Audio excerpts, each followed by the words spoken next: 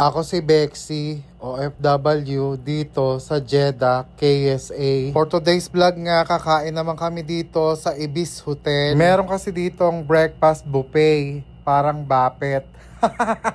May sipon nga ako niyan, kaya naka-face mask ako. Kasama ko kasi sila tita sa sasakyan, kaya nag-face mask ako, baka mahawa ko sila. Ayan nga, yung mga buffet dito ay buffet pala, or buffet.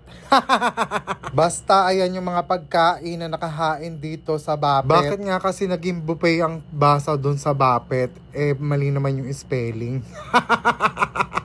Ayan, napakaraming tinapay, scrambled egg at saka steamed vegetables. Meron din ditong sausage. Hindi ko alam kung anong tawag, basta parang sausage na longganisa yan. Tapos, meron ditong vegetable na parang mushroom na ewan kung ano to. Wala kasing nakasulat kung anong tawag sa kanila, eh hindi ko rin naman alam kung ano yun. Tapos eto, parang ano to, parang minudo na walang lasa, ganon. Ayan, meron din ditong baked beans na may sabaw at meron ding isda, ayun yung konti na lang. At merong biryani rice at saka itong giniling.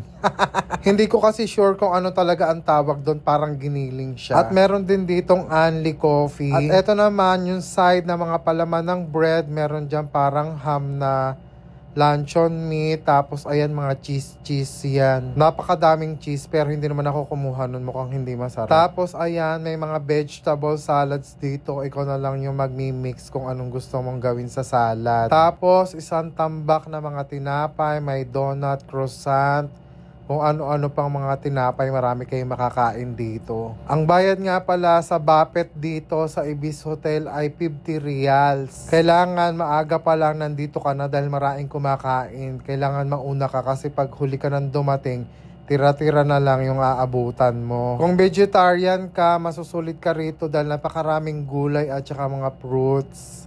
Fruitarian. At syempre, hindi mawawala sa Arab foods ang pool.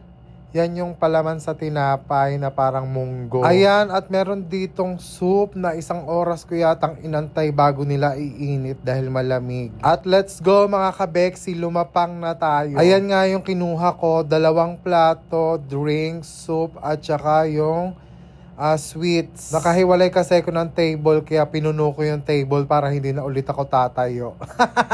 Muha nga rin ako niyang hot cake or pancake, basta yung cake.